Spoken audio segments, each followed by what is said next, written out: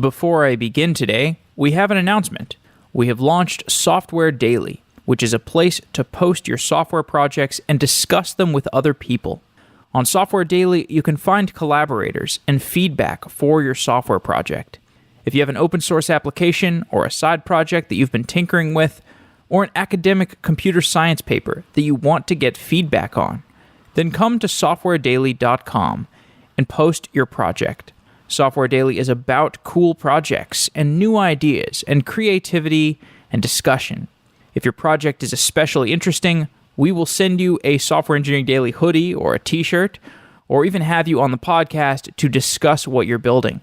I've been posting some of my own side projects on Software Daily, and I'd love to see what you are working on.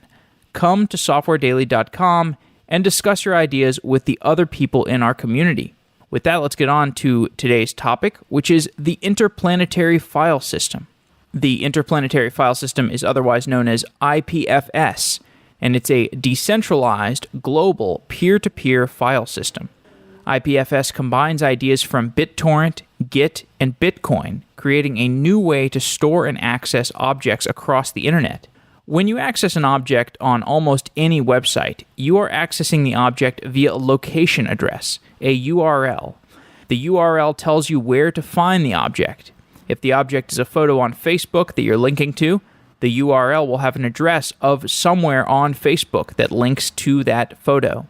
Other objects that we access through URLs include web pages, videos, and JavaScript import packages. URLs seem natural to us. You look up an object based on where that object is being stored. Why would you do anything differently? A downside of location addressing is that if the location that you're addressing disappears, you can no longer access that object at that location. So if a government decides to censor a website that I want to visit, the government can shut down access to the server where that website originally sits, and then my link will break.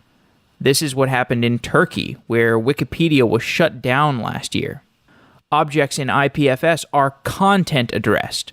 You access an object by giving IPFS a cryptographic hash of the object, and IPFS will find someone on the network who has a copy of that object and give you access to it. To look up a web page in an IPFS browser, you put the content address in the address bar. When the HTML for that page is received, that page might have lots of other content-addressed files referred to on the page. Your browser can also grab all of those content-addressed files from the IPFS P2P network. So, similarly to how you would just put a URL into your internet browser in your normal internet usage today, you're just putting in a content-addressed location. So your browsing experience is going to be somewhat similar if you just start with that content address instead of starting with the URL in the traditional web format. And we'll explain this content addressing again, but I think it's a very important concept to understand. I think it's pretty elegant and interesting once you wrap your mind around it. In this episode, David Dias explains how IPFS is designed. David is an engineer at Protocol Labs, which is the company building out IPFS and the related suite of technologies. And this episode is a great companion to our previous show with Juan Benet, the creator of IPFS. I hope you enjoy the episode.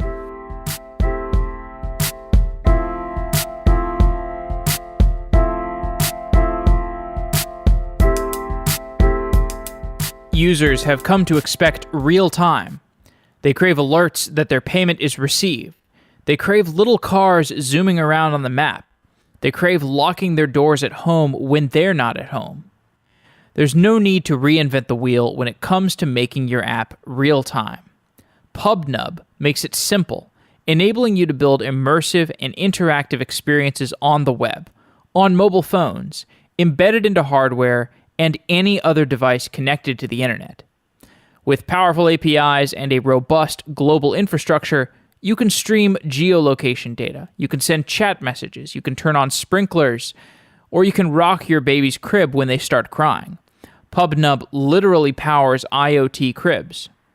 70 SDKs for web, mobile, IoT, and more means that you can start streaming data in real time without a ton of compatibility headaches. And no need to build your own SDKs from scratch. And lastly, Pubnub includes a ton of other real-time features beyond real-time messaging, like presence for online or offline detection, and access manager to thwart trolls and hackers. Go to pubnub.com/sedaily to get started. They offer a generous sandbox tier that's free forever until your app takes off, that is. Pubnub.com/sedaily, that's pubnub.com/sedaily. Thank you, Pubnub, for being a sponsor of Software Engineering Daily.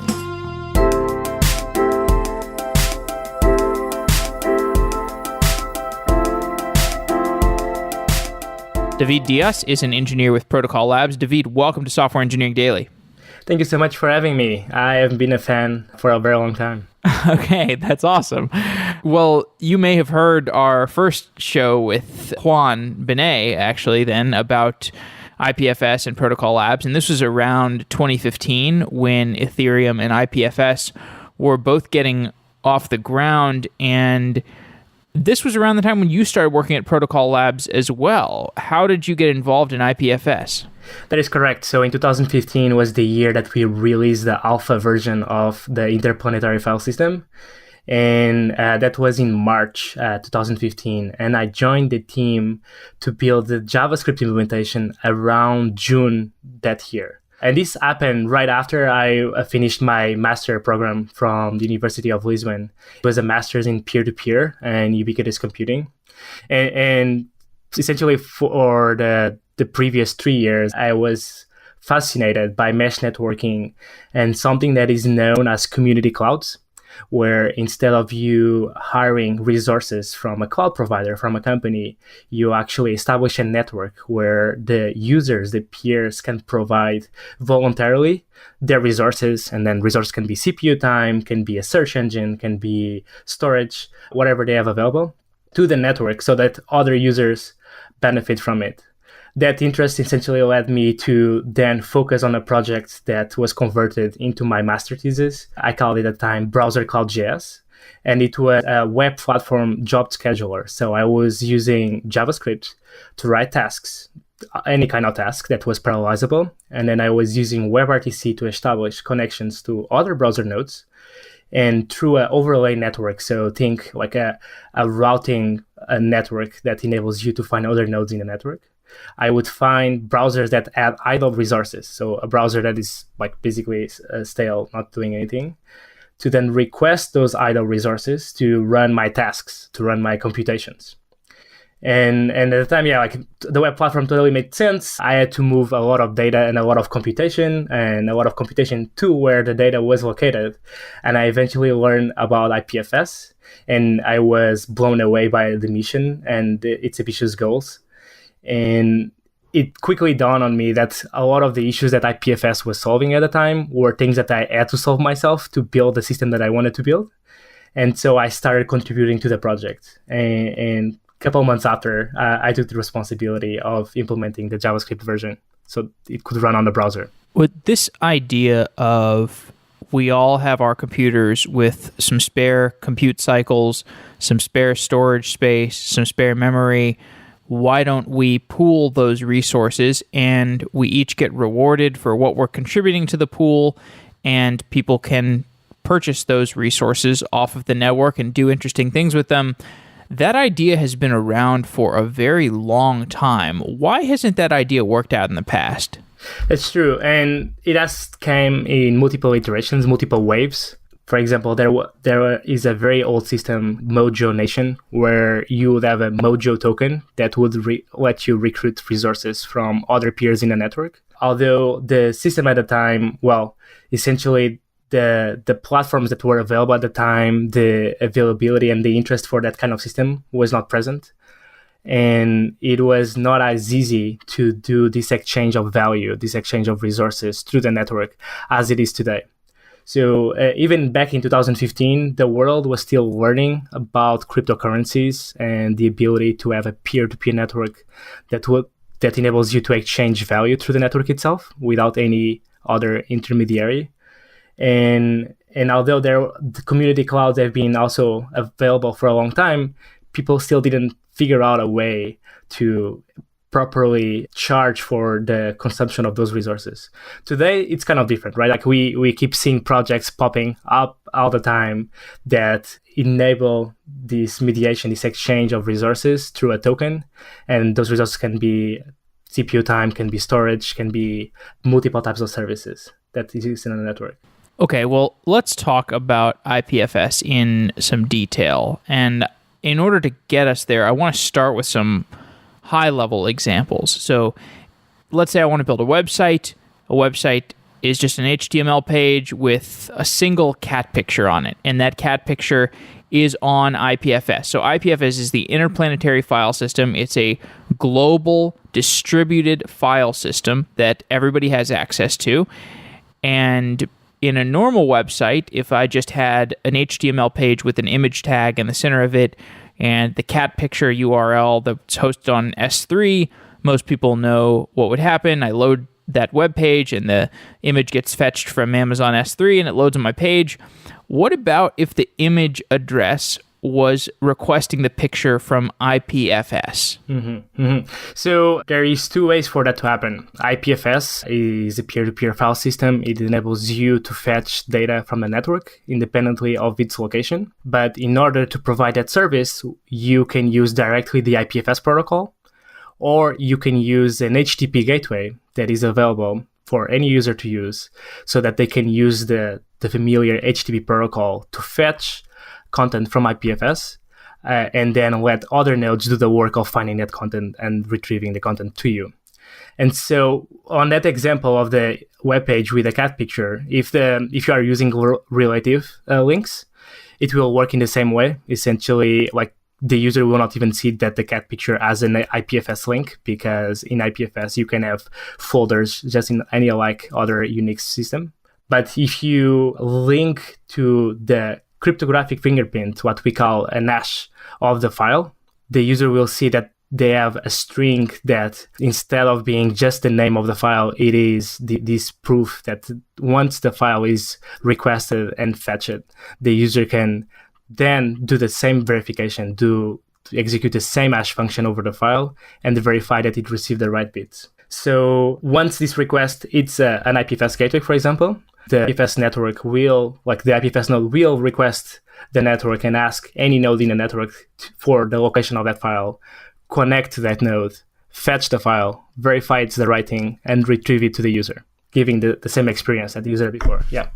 I think you mentioned, okay, so there's two ways of accessing that image. And one is if I have the direct cryptographic hash of that image, and the other is if I have a relative directory structure that shows how I get to that image. Is that right? Those are the two ways? Yeah, exactly. So I was describing essentially like ways that you can link to an image from a web page, and in the relative URL scheme, like the user will not see that image is located within a folder that lives on IPFS, but in a direct URL, so like an external resource, an absolute path, the user will see that IPFS hash and will understand that it is fetching it from IPFS itself. So the difference that you're talking about here is that you might, you could either link to it through, a link that had two folders. It was like /images, /assets, /cryptographic hash of the cat on IPFS, or you could just have a long, non-human readable cryptographic hash that is the content address of that image. And we'll get into what content addressing is. But why are there these two different ways? Why do you have, because if I'm a person who is authoring a web page, why do I have these different options of how to address the content of that web page via IPFS? It's actually like standard to the HTTP protocol, and essentially IPFS mimics that standard or enables a web page to fetch resources as the users are used to make sure that there is an upgrade path, that there is a way for web developers, for creators of web pages to continue using the same relative links that they were using. But now, instead of like serving those contents from an S3 bucket, from a static web server somewhere, they can serve it from some IPFS node. And the browser will do the same, the same type of requests to that IPFS node, and it will fetch the content directly from that IPFS node. Okay, understood. So it would not be /images/assets/cryptographic hash. It would be /images/assets/cat picture. Exactly. For the relative link. Exactly. Right. So if I'm a normal internet user and I want to upload an image to IPFS and I want to be able to access that image, what am I going to do? Well, if you are a user that is comfortable with a terminal, or at least is curious, you can always download the IPFS Daemon, which executes the whole protocol. And when you download IPFS Daemon, you get this really nice CLI, the command line interface of IPFS. And there is one single command that you can call called IPFS add. And you do IPFS add of that file, and IPFS will convert that file into a graph. It will hash the graph, give you this cryptographic fingerprint, the content address of the file. And from that point on, the file is available to be accessed through the IPFS network. Of course, you might be a user that is not interested on installing a daemon. We don't want to force everyone to use IPFS through a terminal. And so what we are seeing and what we have been working on is multiple graphic interfaces that users can use. And these graphical interfaces come in multiple forms, from a desktop application where you get that icon at the top of your screen that you can drag and drop the file, and it will do the work of, again, chunking that file, transforming it to a graph, and then making it available to the network. You can install a web extension, which supercharges gives superpowers to your browsers to access the IPFS network. And from that web extension, you can then, again, do the same thing, drag and drop the file, and from that point on, you have this link, this content address to share with anyone that you want to give access to that file. Or even, given that we have a full implementation of the protocol in JavaScript, there are web pages out there. For example, one that is really interesting is File Nation, that when you load that web page, you are actually installing the protocol itself within the web page using JavaScript only.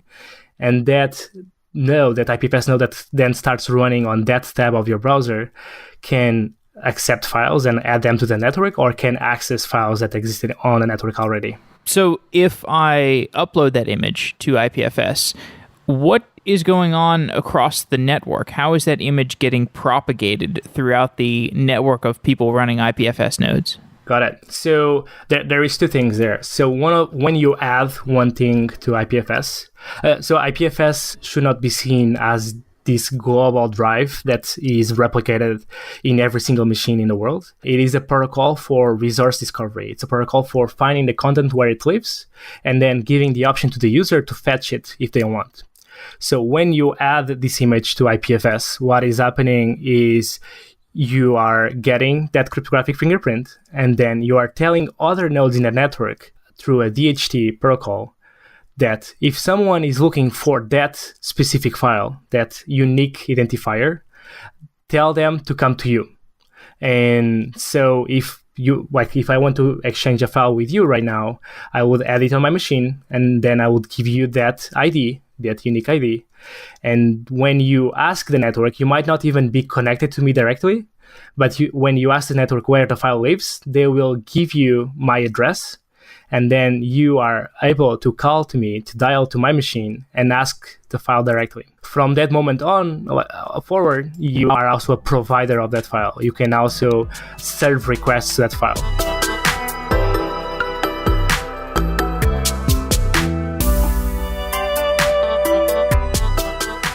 We are running an experiment to find out if Software Engineering Daily listeners are above average engineers. At triplebyte.com/sedaily, you can take a quiz to help us gather data. I took the quiz and it covered a wide range of topics: general programming ability, a little security, a little system design.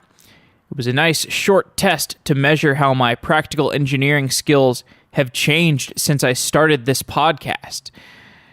I will admit, although I've gotten better at talking about software engineering, I have definitely gotten worse at actually writing code and doing software engineering myself.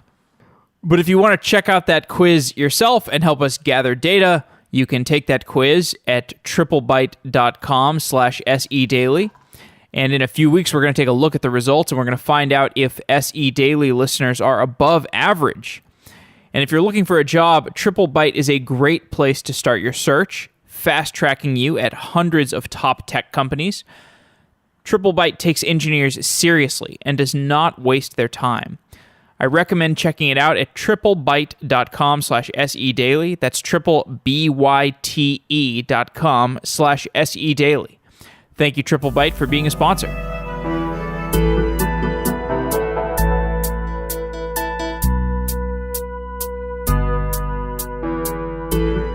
Okay, so if I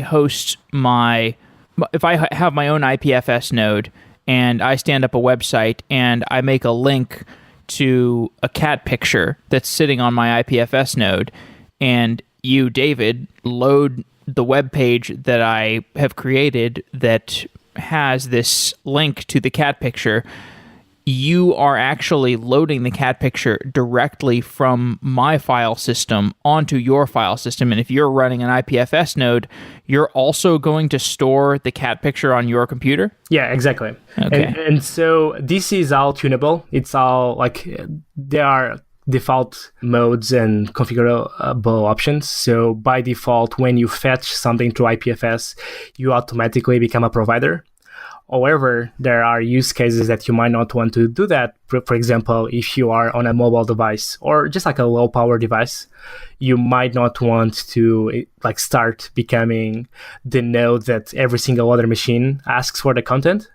And so you can adjust this. You can say, okay, I want to fetch content X, but I don't necessarily have the resources on this specific machine to provide X to the rest of the network. So avoid telling the rest of the world that X lives here. And we're talking about accessing these images, for example, like a cat picture image or a text file or any kind of file. Again, this is content addressing. So location addressing in traditional web development, you type in a URL to your web browser and you are taken to that URL. You are taken to the location that URL maps to, and the web page at that location loads. That's location addressing. Content addressing is different. Describe the difference between location addressing and content addressing. Okay, so that's like essentially one of the core primitives that IPFS brings into the web. And to explain a little bit better, let's talk about the web day. So we are so used to rely, like we learn to love the web and like we learn to rely on the web, but the reality, it is kind of fragile. So all of these applications that we use to do email, to talk with our loved ones, to like run our businesses, to acquire new knowledge are kind of flaky. Like as soon as something happens to the connectivity, if you don't have that access to the backbone, if you don't have access to DNS, those applications will just break. And the reason why they break is because there is an assumption that you can always identify the location of the data, and that there is a trust model where if I'm, for example, accessing a cat picture on a website called catpictures.com, there's a trust model that like, if I want a cat picture from that website, I need to go to where that website lives and fetch that cat picture. This creates a problem because if I give you a link to catpictures.com/cat or Aussie, for example, catpictures.com/Aussie, and I give you that link, someone can, after, go to that location, change the cat picture to a dog picture. And if you didn't have any knowledge of what cats are, now you rely on the trust that you have on me for giving you that link. And you will now think that a cat is actually a dog. And you will download that file and you believe that file is correct. And you have no way to verify that the thing that I linked for you is the thing that I wanted you to see. With content addressing, this changes, right? So content addressing is saying, okay, let's forget about location, let's forget about the central point of authority, and then let's give the user, the peer, a way to prove that the data that was fetched is exactly what they intended to fetch. And this is where cryptographic hash functions enter into play. When you use a cryptographic hash function over some piece of data, you essentially get a unique identifier. Like, it is pretty much impossible to find two that match to different, or find one unique identifier that matches two pieces of data. And so when you are searching the network for like a file, a cat picture, whatever, and once you download it, you can apply the same hash function that I applied to that file and verify bit by bit that that ID is exactly the same. You can do a manual proof, like locally.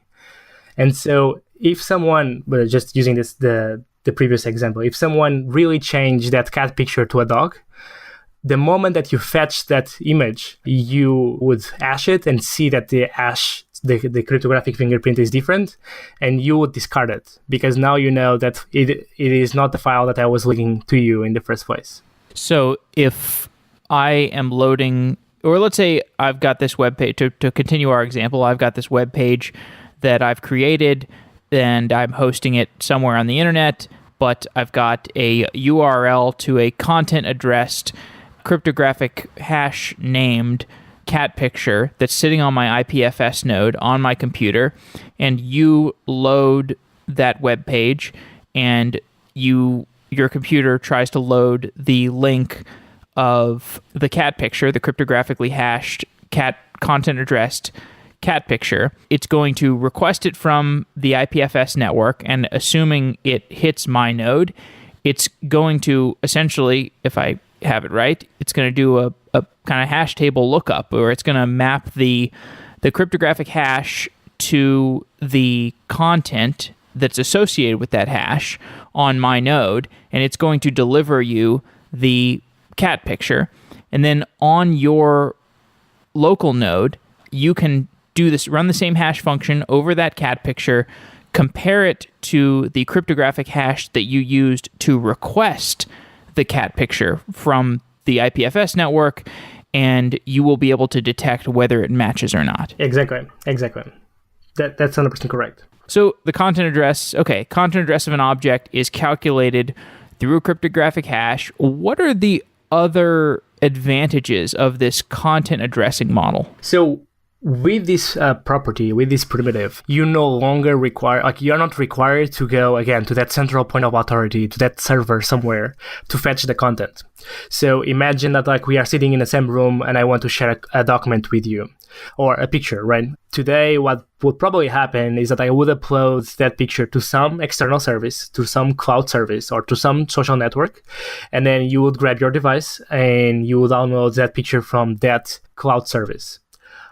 If we happen to be disconnected again from DNS or if that service was down, then that service, that application of like sharing the picture would just break down. It would not work. With content addressing, what happens is that given that we are in the same network, that we have access, that we can see each other, you can ask the local area network for that exact same file. My machine will catch that request and will serve the file to you directly. This means that, like, in areas of the world where, well, the internet connectivity is not just as good as we are used to in developed countries, or simply because networks are like censored in some kind of way that users cannot access to certain types of content, or just cannot access to content at all because the content is far enough that things like a TLS handshake would time out. Like, so the things like a cryptographic handshake to the server will time out. You can still serve that content to those nodes through IPFS, because as long as the content is close enough, the content will travel from the closest point to the machine that is requesting that content without needing to rely again on some central point of authority to tell which content is which and which is the correct one. So you can think of, like, how many times have you, like, checked a web page and then, like, you were boarding your flight, you were about to take off, like you were just checking the webpage, like with some news article, and by mistake, like you click the refresh button, or you happen just to click the refresh button, but then the connectivity was no longer there because you took off, and now there is no Wi-Fi or there is no 4G connectivity, and suddenly your browser says, "Oh, I cannot access this page anymore," and yet like you just access that page, right? You just had it in your machine, and the same thing goes for all the other users that are on that flight. Like you have that file on your machine, and someone else in the plane might want to see that news article as well, but they have no way in the current web to find your machine inside that flight and to request that file directly to you, because there is no way to validate that they would get the correct file in the end. Are there places in the world where the internet connectivity is so partitioned that that would be a useful application, or do you have a sense for how well internet connectivity has permeated the world? So the reality, it's improving, but not as fast as we would like. And the reality is it's really hard to get the same level of internet connectivity that we have in a developed country, in a developing country, or even just remote areas. If you go to a mountain, like the internet connectivity situation there is going to be completely different. And what is happening is that the amount of data that we generate today with video, with photos, with like all sorts of media is growing up so fast that compared to how bandwidth is evolving, that is not growing as fast. What is happening is like the internet is starting to feel slower because you each time want to pipe video that is even more high resolution, like 4K, 8K, and so on. And because the pipes aren't evolving as we would like them to be, the amount of time that is required to pipe all of that data through the same cables is going to be longer. It's going to take more time. And it will reach a point where there are some areas where like the time that it would cost to transfer all that data to that location will just not justify like fetching the data from some specific central points at all. I think we've done a good job of communicating how IPFS works at a basic level. It's a peer-to-peer file system. And so we need to have ways that nodes can join the network and identify themselves. And they're going to do that by creating a private and public key pair and then joining the network. When I join a network with my IPFS node, how do I find other peers? So when you turn on your IPFS node, multiple things happen. And we actually promoted the networking stack of IPFS to what we say a first-class project, and we gave it a name called Peer-to-Peer. And so IPFS, the file system, uses the networking stack Peer-to-Peer to do the discovery and the routing amongst nodes. What happens when you connect is first your node is going to check if there are other nodes in your local area network to connect to using multicast DNS, so one discovery service. Then it is going to connect to some bootstrapping nodes, some nodes that we provide with the default configuration of IPFS. You can also add your own if you want. But these nodes are kind of like the railing points into the peer-to-peer network. Once you connect to those nodes, then you can start doing routing. Like you can start asking those nodes for the whereabouts of other nodes. And so when I need to find a specific node in a network, I can do a recursive, actually an iterative query of asking like the whereabouts of a specific peer ID, a specific public key. And even if a node doesn't know doesn't know where the peer is, it can tell me more nodes that I should contact to ask for the whereabouts of that node. And so after sometimes eventually find that node that I want to dial to. And so if I want to connect to nodes who have a particular object, like if I'm requesting a cat picture from the IPFS network, I know I need to find that cat picture. How does the network route me to the correct nodes and to the correct object? So the way that it works right now is using a DHT, a distributed hash table. And this is a term that gets thrown around a lot nowadays in peer-to-peer land. And a DHT essentially is two things. First, it's a routing algorithm. So think in the same way that IP packets get routed on the IP network, you can route requests on an overlay network that uses a specific algorithm to organize in a logical way. So you don't have any hierarchy per se, like you have a logical way to organize the nodes. And the second part of a DHT is an agreement between all the nodes in a network that if they are storing a file, they will create a record saying that they are storing that file, and they will put that record on the network itself. And so when I'm looking for a specific file on the network, I first go to the network and ask, does anyone know if someone has stored this record on the network containing a location of this file? And once I find that record on the network, then I know the exact peer or peers that are storing that file. And once I have that information, I can do a direct connection to that peer and request that file directly. In most internet systems, DNS plays some key role. So you have a domain name system that lets you find IP addresses that can serve content associated with a website. Is there any role for DNS in the IPFS system, or is this all about just having the right content addresses? No, absolutely. DNS also plays an important role on IPFS. And what we did with IPFS, and again, is to grab all of these other systems, all of these other great ideas that existed before, and put them on boxes with very well-defined interfaces so that we can use them depending on the scenario, the network scenario. And so in IPFS, you have multiple transports. So like if you are running your node in a desktop, you can use TCP and WebSockets and UDP. If you are running on a browser, now you have to use WebRTC or WebSockets.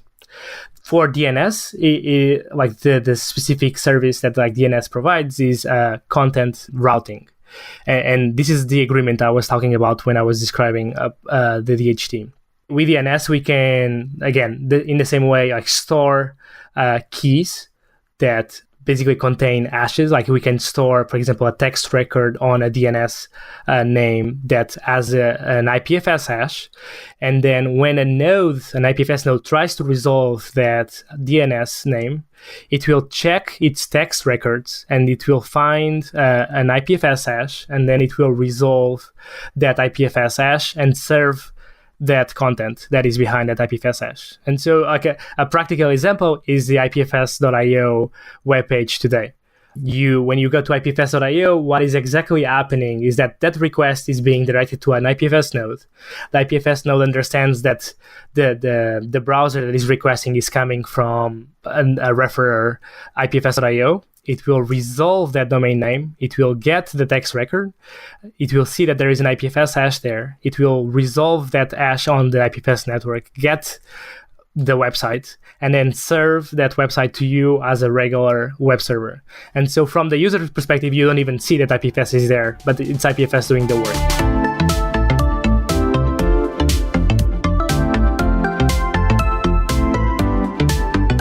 You're a successful developer, and you couldn't have gotten to where you are without help in your education and career. Maybe you're thinking about ways to give back in the community where you live. The TEALS program is looking for engineers from across the country to volunteer to teach computer science in high schools. Work with a computer science teacher in the classroom to bring development concepts to life through teamwork and determination. Pay your success forward by volunteering with high school students in your area by encouraging them on the computer science path. You can make a difference. If you'd like to learn more about the Microsoft TEALS program or submit your volunteer application, go to tealsk12.org/sedaily. That's tealsk12.org/sedaily. Thank you to the TEALS program for being a sponsor of Software Engineering Daily.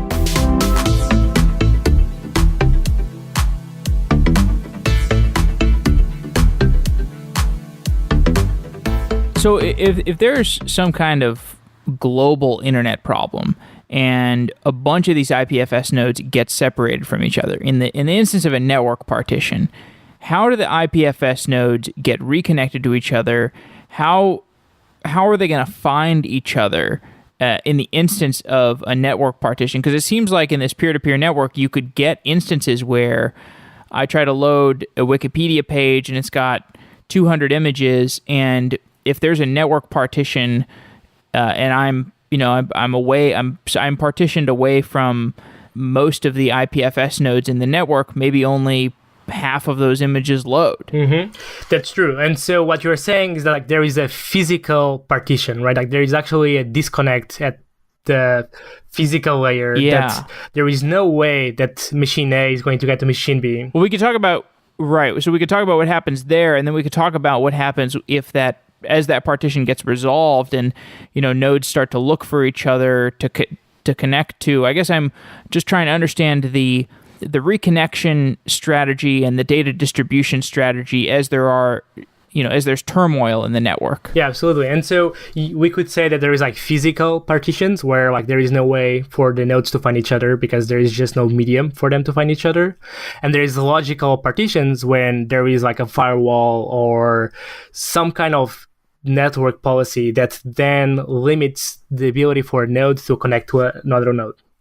For the first case, what will happen is that as long as the data lives on your side of the partition, you'll be able to find it. And this is like something that's really different from the current centralized web. And so if imagine like you have 10 nodes and there's a partition right in the middle, you get 5 to each side, and you happen to have 2 nodes with the data that you are interested in, and luckily each of those nodes gets in one side of the partition, every single other of the 4 nodes will be able to find that data the same way as they were doing before.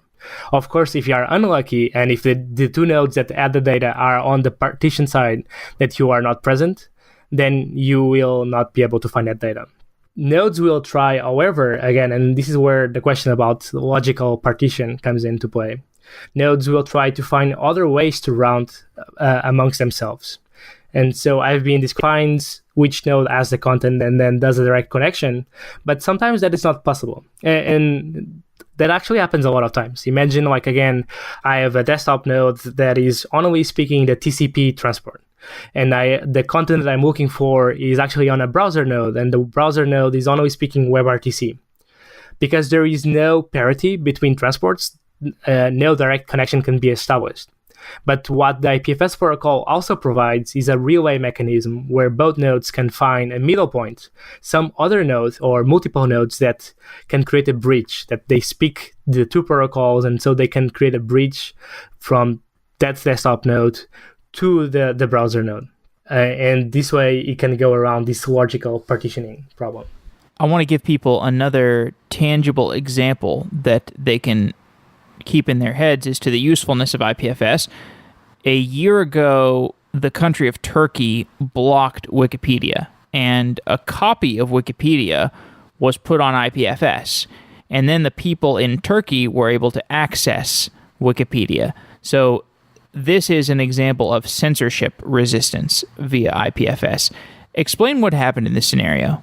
Yeah, that was a super important moment for us. Essentially, it happened very suddenly. The team, the IPFS community felt it was like a call to action, a very important one. We have been building this system. We had the tools available. We understood the problem, and we wanted to make sure that every citizen, that every person that was living in Turkey at the time would still continue to access to a resource such as Wikipedia. And so what we essentially did was, like, over a weekend, so in less than 48 hours, created a replica, grabbed one of the Wikipedia snapshots and added it to IPFS, creating a read-only version of the Wikipedia website. And then on top of that, because, well, one of the main features of Wikipedia is that you can actually search on Wikipedia, is that we created a search engine that would run locally, so that a user that would load Wikipedia through be able to do searches and, like, find files on their local copy. Once the Wikipedia mirror was put on top of IPFS, then any node in the network could start fetching it. And as any node in the network started fetching it, more replicas started appearing, and it just became available everywhere. So there were people in Turkey who were running IPFS nodes. Yeah. So there were people in Turkey, and actually other people that were just incentivizing or encouraging people to learn about IPFS and see that through the IPFS protocol they could still like access the Wikipedia page. And so there's like multiple people in the community, the IPFS community, some participating in the code base that was necessary to ship this feature, some participating on the infrastructure, just making sure that we had the replicas available, that if any IPFS node coming from Turkey tried to access IPFS, it was available for them and it would load fast. And there were people just creating the examples and explaining to the Turkish citizens that they could use IPFS to access Wikipedia.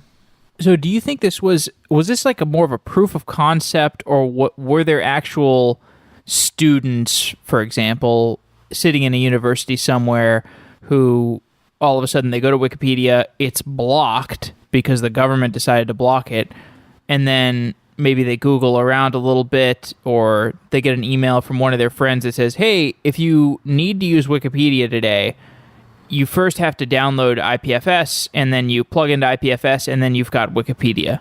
Were there real world examples of people who were doing that? Yeah, so we definitely noticed a network growth. And one important thing to note is that given that the IPFS protocol is fully distributed and there is no central point, there is no way for us to really measure the size of the network other than counting the number of peer IDs that we see passing through the network. And so in events like this, what we see is like a surge on peer IDs appearing and connecting to the bootstrapper nodes and data. And during that time, we saw an increase of nodes appearing, new nodes appearing. And given the event that was happening, we can fairly assume that like lots of those nodes were coming from Turkey, and also just other people around the world that were learning about the situation and that wanted to be part of it and wanted to help. And so they ended up installing IPFS as well.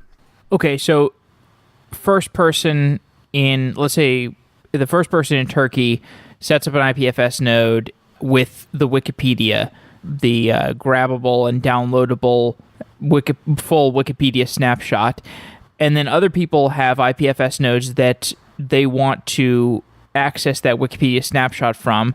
They need to have the content address of that Wikipedia snapshot. Is that correct? Yeah, exactly. That's correct. Okay. So if I decide I want to access that snapshot from the first seed, the first person on the IPFS network in Turkey that has that copy, I need to have the address, just like I need to have the URL of google.com in order to go to google.com. So I guess to propagate that Wikipedia snapshot through Turkey, it's just people that are requesting the web page, or is there some way that the network pushes the Wikipedia copies out through the network, even if people are not directly requesting it? Got it. So that's a question that we get a lot, is IPFS replicating the data over the network without users' requests or not? So other peer-to-peer systems made the decision to treat every single node in a network as part of this global file system that everyone shares and everyone contributes to. In IPFS, we decided to leave that decision to the user itself. And so a user will only replicate the data if they tell to their IPFS node to fetch the data in the first place. And so if a user doesn't want to store some piece of data because, they are not interested in contributing to archive some data set, or they just don't have the resources to contribute to the archiving of the data set, they don't have to. And so it requires, again, these users to go to their IPFS node, try to fetch the Wikipedia page, and then once they finish fetching the Wikipedia page, they become providers to the network itself. Can you tell me any more of the finer points about how this played out in Turkey? Any interesting notes that will help illustrate how IPFS works? So with this into IPFS, what exactly happened was people learned about the IPFS protocol, they got it installed, they started realizing that it is a better alternative to HTTP, and it's an uncensorable alternative to HTTP. And so basically just raised a lot of awareness, raised a lot of interest, and created an alternative way for people to access the Wikipedia documents. And worth pointing out, not only is it uncensorable, but if, again, as we mentioned earlier, if somebody spun up a malicious node on the network that had a fake version of Wikipedia, then you would enter the content address of the safe version of Wikipedia, and if that malicious node served you the fake version of Wikipedia, you would know because you would hash the Wikipedia instance and it would hash to something different than the content address that you have. Exactly. And so if there were any malicious node which was trying to attempt by, say, change public opinion by changing the data that is present in some of the pages of Wikipedia, or even any other website that is being served by IPFS, the users would know right away that a change has happened, because, again, the IPFS knows every single piece of data that it would receive for the same hashes. And if they didn't match, then it will alert the user saying that the data is not valid. Okay, let's talk about IPFS in terms of its new upsides, rather than just talking about how it prevents censorship. So we've been talking about decentralized app development in some of the previous episodes and what the barriers are to widespread decentralized app development. Where does IPFS fit into the decentralized app stack? Perfect. Yeah, like we have been seeing a surge of applications using IPFS, the distributed applications, or DApps for short. And IPFS makes those applications work in scenarios where like even centralized apps could not work before. One example is, for example, PeerPad. So if you go to peerpad.net today, it's an open source application. It is kind of like an example of the full IPFS stack. And what it enables you to do is to create a collaborative document. So you create this path where you can write and you can share the URL, the link with another user. And when that user loads that link, both the node that it is running on your web browser and the node that is running on the other user web browser will connect. And given that there is a direct connection, they can signal changes on the document itself. And they can notify the users when there is a state change, so like an edit on the document. Oh, by the way, that's awesome. And we did a whole show about CRDTs where we were discussing this topic, the fact that when you're editing a Google Doc, the Google Doc has to basically be centralized. I mean, it's centralized in the Google servers, and you could just have me and you sharing the Google Doc. There's not really a commonplace model for that document editing to take place, but you're describing one that's backed by IPFS. Yeah, exactly. That's perfect. That's great that more people are talking about CRDTs, because that's a piece of technology that still doesn't get enough attention, I think. And the reason why CRDTs work so well in IPFS is because first you get the network connectivity figured out for you. Like you don't have to worry about where the other node lives. IPFS and with peer-to-peer will just get you connected. And the second part is something that we haven't mentioned here yet, is that IPFS is actually more than a file system. It's actually a graph database underneath. And so every time that you add a file to IPFS, you are not grabbing the whole file and hashing the whole thing in one swipe and then getting the cryptographic fingerprint. You actually transform that file into a graph, so that becomes a data structure that is very interesting for example, syncing. Like if you change one byte or one line of a file, you don't have to transfer the whole file again through the IPFS network. You can just exchange the little piece that changed, and the other node will be able to reconstruct a new version using pieces from the previous version. And so with this graph database, with this graph structure, which we call IPLD, so Interplanetary Linked Data, you can create a CRDT, which essentially is a graph that has a merge function that has instructions for the nodes to merge the multiple events that are generated by the multiple nodes participating in the CRDT. So you can have these very interesting data structures where you have multiple people collaborating over a document and independently of the order of events that they see arriving. So this is like one of the cool features from CRDTs, is that I can be working with you on a document and then I can go offline and you can make a bunch of changes, and then you work on that document with another friend and you can make a bunch of more changes, and then I can meet the other friend at some later point in time and receive all the events, all of the changes to apply to the document at that later point in time. And without any synchronization other than just fetching the changes, I will be able to converge to the same state that you, without connecting to me, see on your machine. So it's kind of like this free synchronization property, this free synchronization primitive that you get without needing, again, as you said, the central server that Google Docs has to use to merge the changes. Okay, we're totally up against time, and there's so much that we didn't cover. So I want to do more shows about IPFS, maybe with you or one of your colleagues.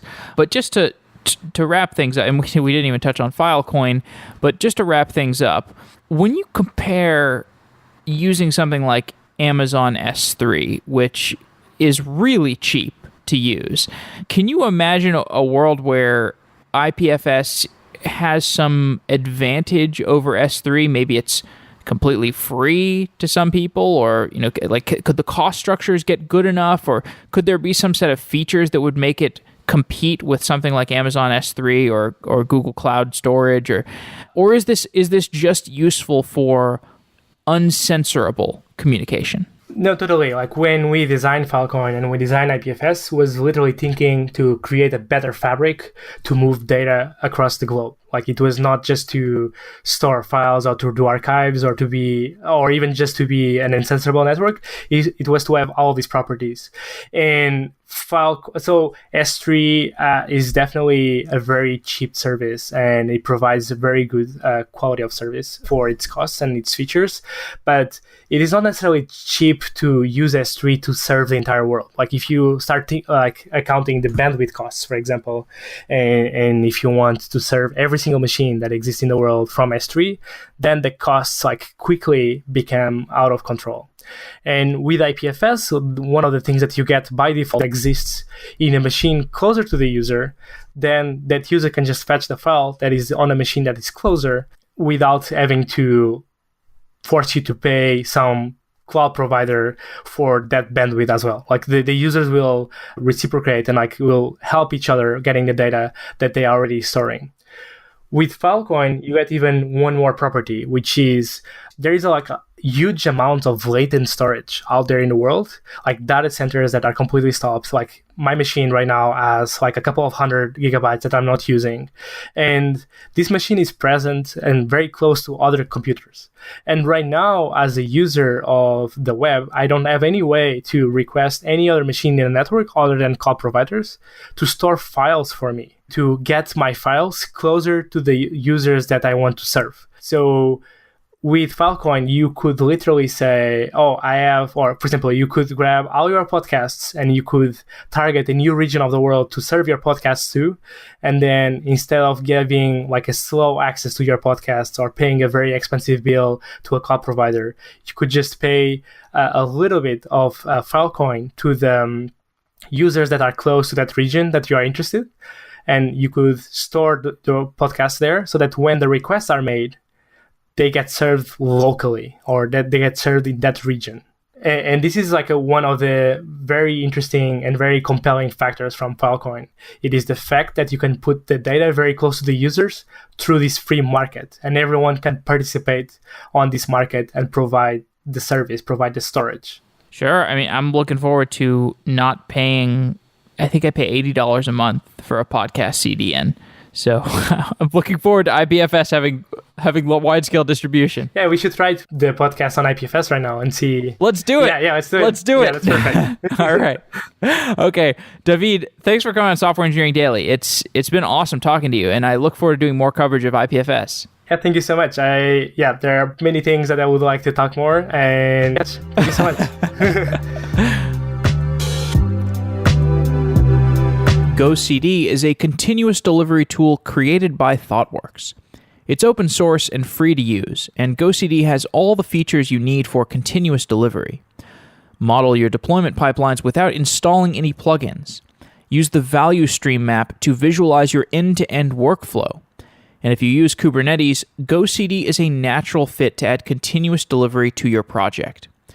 With GoCD running on Kubernetes, you define your build workflow and let GoCD provision and scale your infrastructure on the fly. GoCD agents use Kubernetes to scale as needed. Check out gocd.org/sedaily and learn about how you can get started.